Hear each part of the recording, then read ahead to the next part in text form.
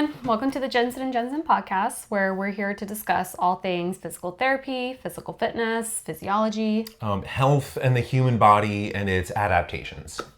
Great. So let's go ahead and jump right into episode 2, where we're going to discuss the introduction to muscle building. Yeah, so lots of people have the goal of hypertrophy, of building muscle, and not everyone knows where to begin. A lot of people who have already begun don't know where to go, and maybe they're a few miles down the wrong road. And so we'll lay the foundation today that we can build on in future episodes. Okay, and you just mentioned a word, hypertrophy. What is hypertrophy? What does that even mean? Okay, so hypertrophy is skeletal muscles. You know, your biceps and your, pecs and glutes and thighs and whatever. These contain a lot of proteins. Hypertrophy is insertion of more proteins in a muscle. So in other words, it's what we mean when we say bigger muscles, right? That's hypertrophy.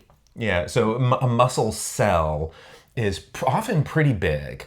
You get into something like a sartorius, the longest muscle in the human body. A muscle cell, people think these are microscopic. Yeah, this is like over a foot long, and it's a single cell.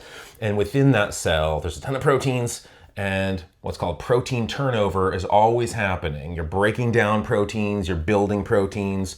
Right now, as we sit here, as you listen, you're breaking down proteins and building proteins. Hypertrophy is building protein synthesis, outpacing breakdown, outpacing degradation. Hypertrophy.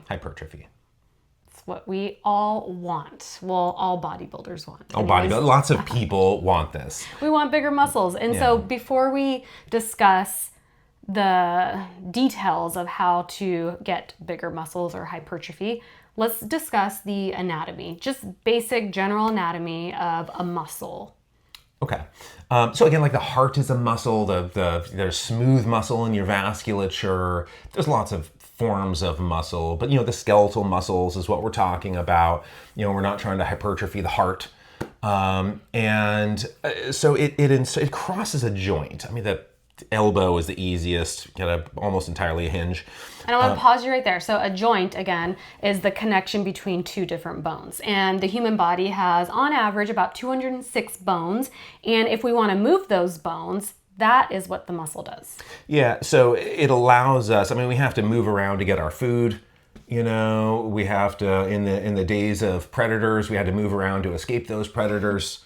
We have to move to do things in life. We're not plants. We can't just sit there or root there. And so muscles cross joints. When muscles shorten, those joints close. And so that's where all movement comes from. It's the shortening of a muscle. So in general, skeletal muscles' function is to move us, right? Move our body and to do what we want it to do. Right. So we started on the macro aspect. So now let's go into the micro-ish details. So let's go in between first. Yeah.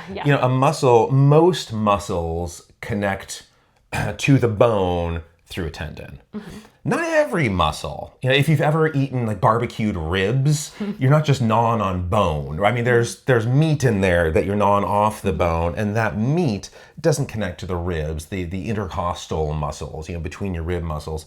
That just directly adheres to the bone. So there's a shrink wrap, there's like a saran wrap. If you've ever purchased meat from the grocery store, there's like a saran wrap around it. Mm-hmm. And we have an epimysium. It's a saran wrap around our muscles. Connective tissue. It's connective tissue. Yeah, it's not actually like, made out of oil into whatever. But that epimysium around the muscle, in these intercostal muscles, it just fuses with what's called the periosteum, which is like the saran wrap around bone. Around bone, yeah.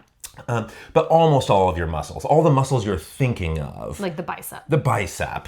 The arm one, biceps brachii, connects through tendons at both ends. So it's bone, and then there's the attachment of the tendon, then there's tendon, and then there's what's called a myotendinous junction, muscle becoming tendon, right? There's this point where those are fusing. It's not like a hard line. There's a little geography there. And then the muscle belly, myotendinous junction, tendon, insertion.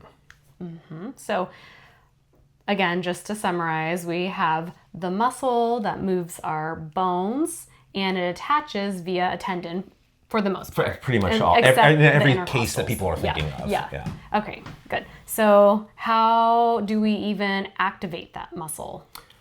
Okay, so this is mostly in the brain. There's some of this in the spine, but it's mostly in the brain. Did you want to give a rundown, or you want me to? Yeah, so very crude. This is just a summary of bigger concept. So we have the brain, and it goes down into the spinal cord, and then out the spine are the spinal nerves, and then that kind of synapses at the neuromuscular junction onto the muscle, releases. Acetylcholine is the neurotransmitter basically at the muscle. And that kind of activates the muscle and tells it to contract, and then hence moves the bone. Right. Now, there are particular brain regions that do this. It's not just like, there's parts of your brain that see stuff. If you're going to do multiplication tables, that's a different part of your brain. I mean, there's a lot of parts of your brain that do different functions. Yeah. The cerebellum, which is this little hunk back here, it's about 1/10 of your brain weight, about 10% of your brain weight, but it has over half of your neurons. And so that's one of the motor areas. And then there's the primary motor cortex. If anyone's listening with headphones on, that headphone band, that's kind of where the primary motor cortex is. And then there are other motor areas that help, supplementary motor area, premotor cortex, posterior parietal complex. There's other stuff where, like, if you're a shortstop and the ball is coming to you and you're trying to integrate stimuli with movement, it gets kind of complicated, but the integration of particular brain areas is where motor action begins. All the motor action you're thinking of. If you're just chewing gum or even like walking on a treadmill, a lot of that isn't really coming from up here. It's just coming from the spine. But voluntary motor action, you're in control, you're doing this, these brain regions, sends it down a motor nerve, and then synapses with another motor nerve. So there's upper motor nerves and lower motor nerves. Lower motor nerves are outside of the bones. That's in your periphery. That's a peripheral nervous system. And outside of the spinal cord. Outside of the spinal cord. So by bones, I mean you're in your skull and spine, the spinal cord. And when you're outside of that, it's a totally different nerve. And later in a future episode, maybe we can talk about muscle testing, physical therapy, and upper and lower motor nerves. Yeah, maybe. So we talked about, okay, here's the brain. That's like the computer that is controlling all the things, right? Sends the signal down the spinal cord, exits the spine into the spinal nerves, and then that goes and activates the muscle through this neuromuscular junction. Right. So acetylcholine is a neurotransmitter that gets released there. And the nerves, if they don't quite touch the muscle, if you have a sibling and you've done a long car trip, an interstate car trip or something, like, I'm not touching you, I'm not touching you, I'm not touching you. Yeah, but your finger has already pierced my soul. It's, for all practical purposes, I'm going to say you're touching me. The letter of the law says your finger never contacted my cheek, but the spirit of the law says otherwise. That's what the motor nerves are doing. And one motor neuron, might activate several hundred muscle fibers, several hundred cells. I mean, if you're doing something with the eyes, maybe there's 5 or 10, a dozen muscle fibers for that one nerve, for that one neuron. If you're in that hunk of calf meat on the inside, the medial gastroc, you might have 2,000 muscle fibers that are responding to the input of a single neuron. On average, maybe it's a few hundred. Something like and that. A muscle fiber is a muscle cell. Is a muscle cell. And these things are, again, really long, really big. They're multinucleated. They have a lot of nucleuses, myonuclei, because each nucleus contains the genetic material, and that can only govern a small domain. And so if you need to govern, the United States, every state has its own government. If it's just one federal government to rule them all, it's going to be a mess. And so every city has its own government. And so it's the same thing, muscle. Muscle is huge. You need a lot of city and state governments. You need local governments, a lot of nuclei throughout. And when we talk about muscle building in a later episode, we'll get into some of the detail there of why that's important. Okay, so one neuromuscular junction, right, activates the muscle fiber, and that is what's going to contract. That's what causes the contraction. And there's lots of stuff that can impede this.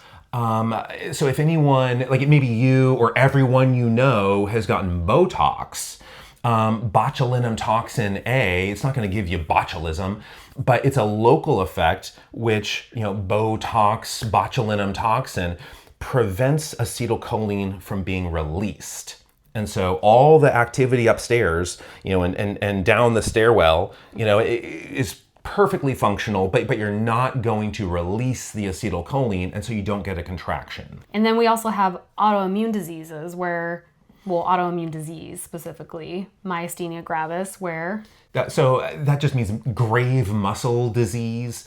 And, autoimmune, self-immune, the immune system attacks its own bits, its own property. In this case, you make these antibodies that break down the acetylcholine receptor, the nicotinic acetylcholine receptors specifically. Yeah.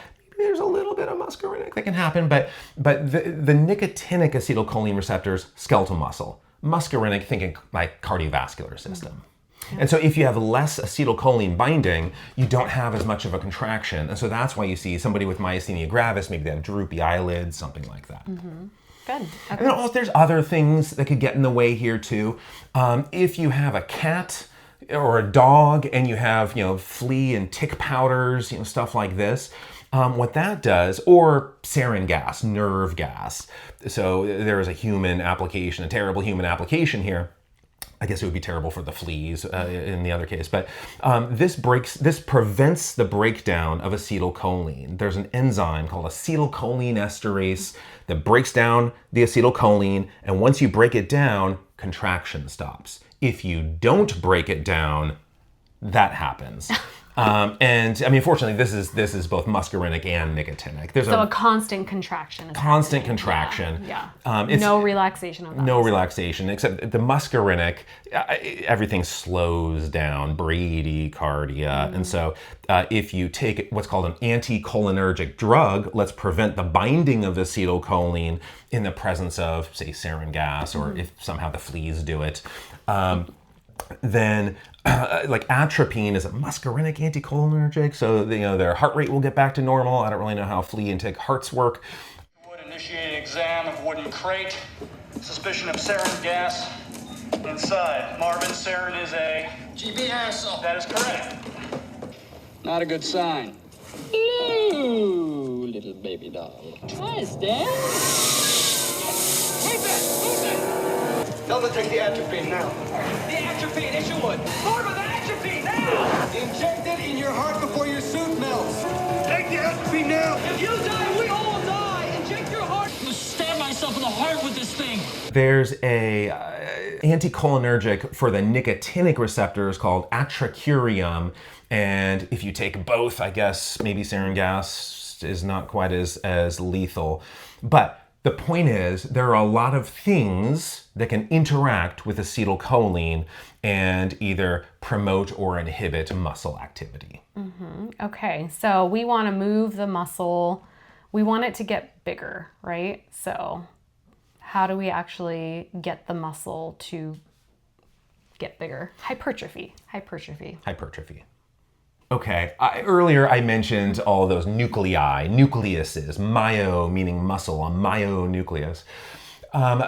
We need to govern a larger domain, and within that domain, we make proteins.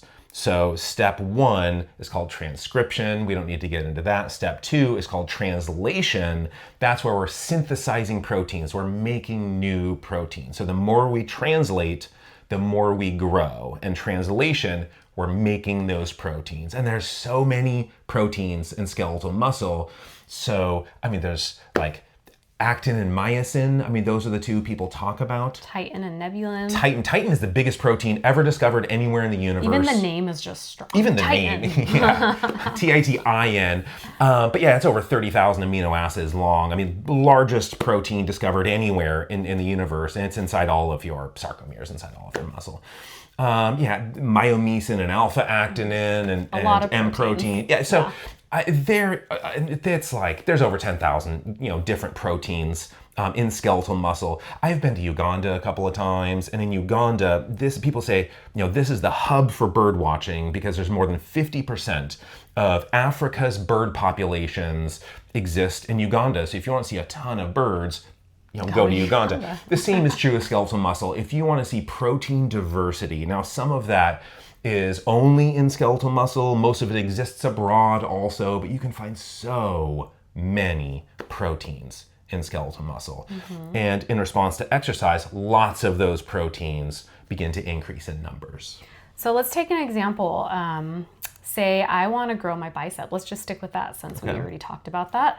I want a bigger bicep. So I'm a beginner exerciser, and I'm going to go to the gym, and I'm picking up a 5-pound dumbbell, and I expect to grow that muscle.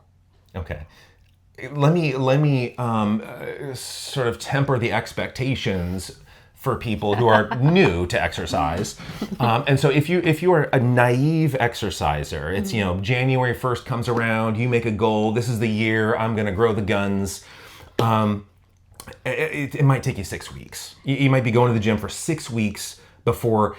There's a lot of strength. There are adaptations that happen on day 2 and day 5 and 10. Some of those are neural adaptations, right? We talked about how the brain is the computer controlling all of the muscle activity, right? Through the spine, down the nerves, and at that neuromuscular junction, there's a bunch of neural activity that's going on. Yeah, immediately that begins. The computational changes begin immediately. Some of it's with neurotransmitters, things like GABA. We don't have to talk about that right now. Some of it is what's called rate coding. How fast do you fire those neurons? I mean, is it like a musket or a Gatling gun? What is the frequency of firing? That can speed up. Something called the Golgi tenon organ, we can get into that later, becomes a little bit more lax in its policing. Even just how you're balancing the weight. There's an agonist and an antagonist, and what are you doing for the coordination? You can do a better job there. Like the neuromuscular junction itself changes its architecture, where the acetylcholine is where it's binding on the motor end plate, the other side of that I'm not touching you space. All of this undergoes change pretty much immediately, pretty rapidly, and it's pretty pronounced. So a lot of brain activities going on, and so with that brain activity comes that adapting part. Yeah, right? So you're going to get stronger. Let's say it's the selectorized equipment, the stuff you put the pin in. Yeah, on the second week, you're going to put the pin lower, and then the pin lower, and pin lower. But these are all microscopic changes that are happening in the absence of the mirror applauding all of your efforts. So it might be, let's say it's January 1st when you begin, it might be Valentine's Day before the mirror is like, okay, I'll show you what you want to see. Now, there is maybe a little bit of cross-sectional increase, a little bit of growth. That's not hypertrophy. Initially, this stuff, you bang up your muscle, you go to the gym and you get sore. And what is the soreness caused by? And in just a very briefly, it's an inflammatory response led by prostaglandins. But if people, we'll get into this later, if people are like, I'm going to take ibuprofen because I exercise, that's a terrible idea. That's a terrible idea. We'll get into why later. Yeah, so stay tuned for that. But, like Humpty Dumpty falls off his wall. Nowhere in that poem does it say he's an egg. But hypothetically, let's say he's an egg and the king's horses, can't hoof him back together. But our muscle breaks too. It doesn't fall off a wall, but there's cracks in there, right? We disrupt the, sarcolemma.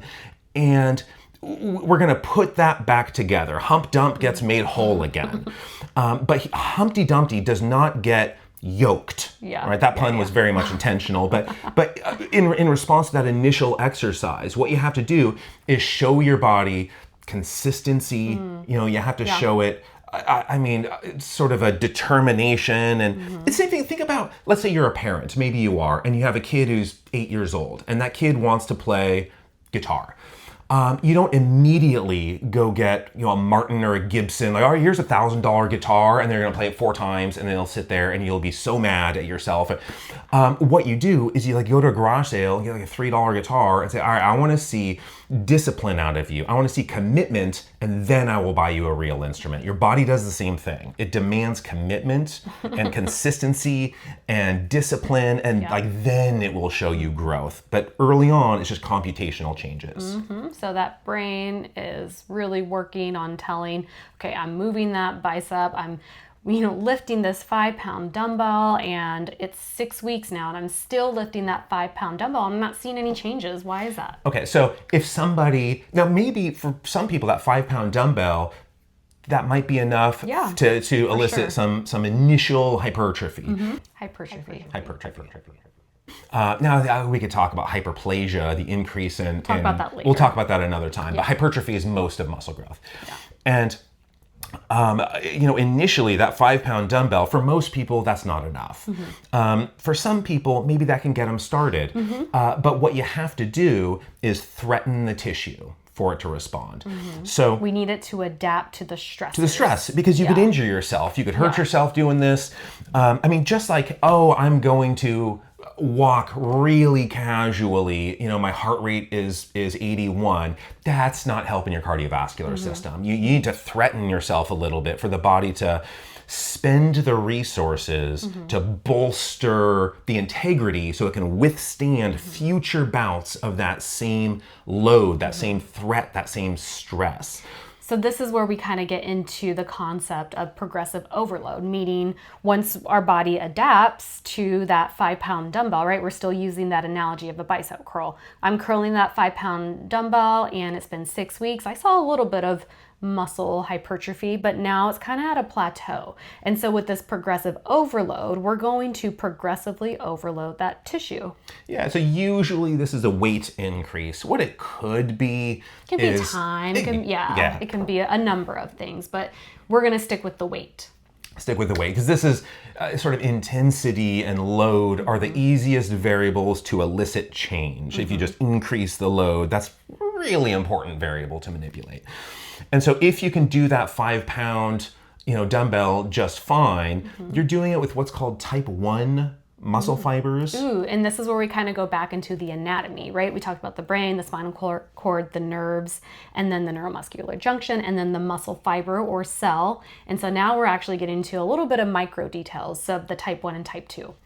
So not all muscle cells are, born the same. There are different, we'll call them families or classes of muscle fibers. Now, in the Human Genome Project, they identified in human muscle 11 different myosin heavy chain isoforms. You don't need to know that level of detail now. Protein. But it's a protein. It's this really the contractile protein. Myosin heavy chain is the protein that does this. Actin is the scaffold on which myosin shortens. So myosin is the most important contractile protein in your body. And there are really 3 types of myosin heavy chain that are relevant to you and your goals and everything you're doing in the gym. And that's type 1, type 2A, and type 2X. And so type 1 is more of that endurance type of. Yeah, that's Lance Armstrong probably has a ton of type 1. If you want to be an elite marathon runner, if you want to do triathlons, if you want something aerobic, something with muscular endurance, the type 1s you can get. But that stuff is slow, that stuff is weak. It's very energy efficient, but it doesn't contract very fast, and it doesn't contract forcefully.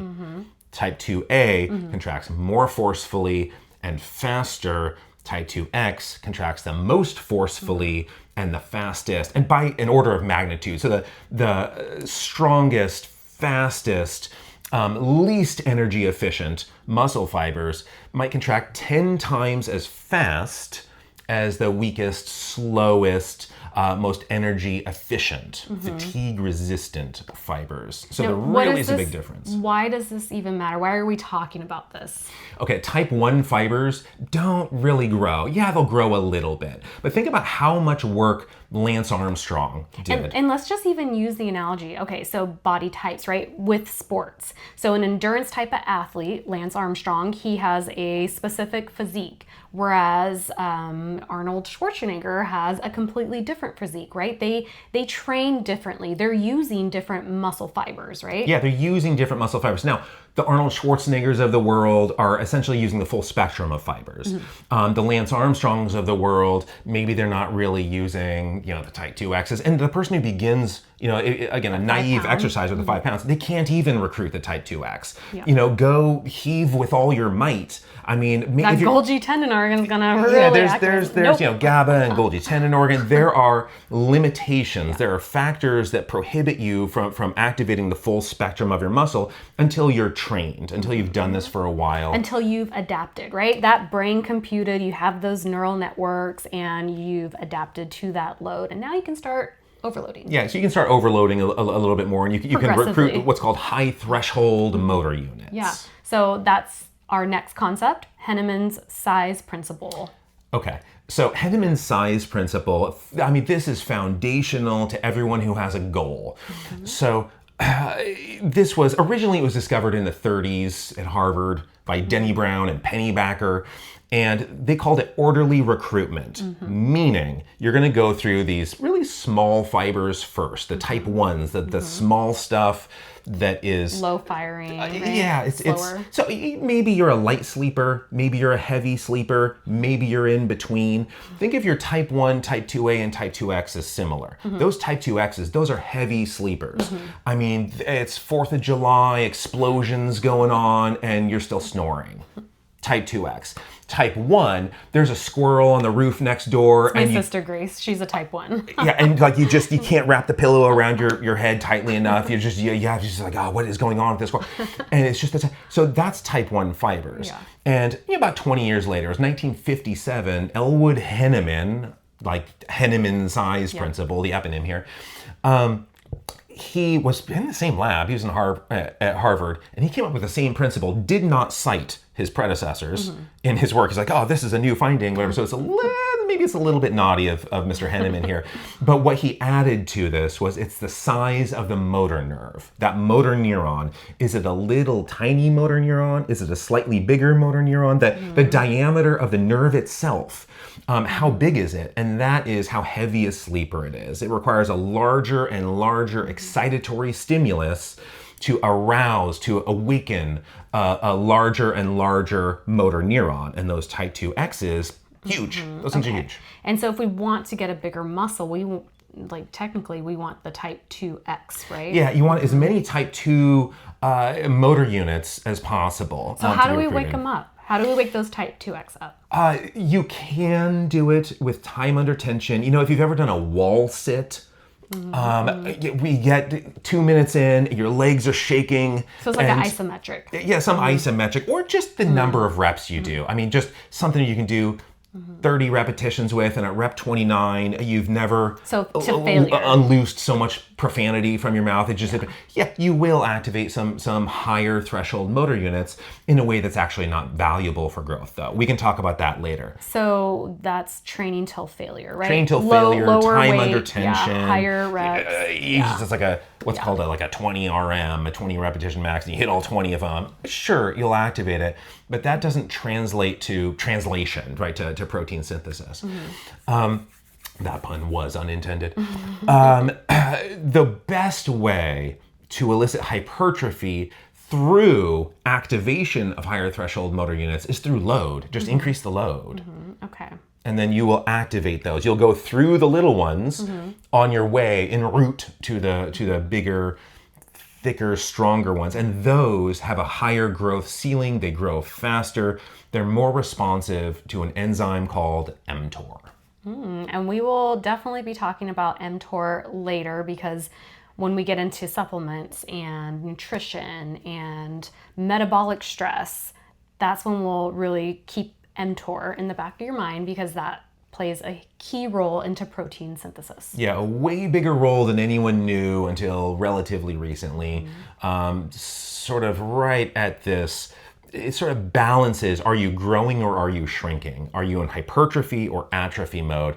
mTOR is kind of the, like a Gary Larson Far Side comic, that version of St. Peter at the pearly gates who's making the decisions. mTOR is kind of a St. Peter for hypertrophy or atrophy, determining the fate of a muscle. And we'll talk all about that later. Okay, so I am now, week 8, let's say, and I'm lifting now 10 pounds, I'm curling 10 pounds, and I'm still seeing a little bit of muscle gain, and I want to just continue, and I'm going to keep lifting heavy and heavy and heavy and heavy and heavy. And then I am just like exhausted and tired and... Okay, this brings up a lot of points. So there's, if you think about progressive overload, think about like the stock market. You know, there's a bull and a bear market.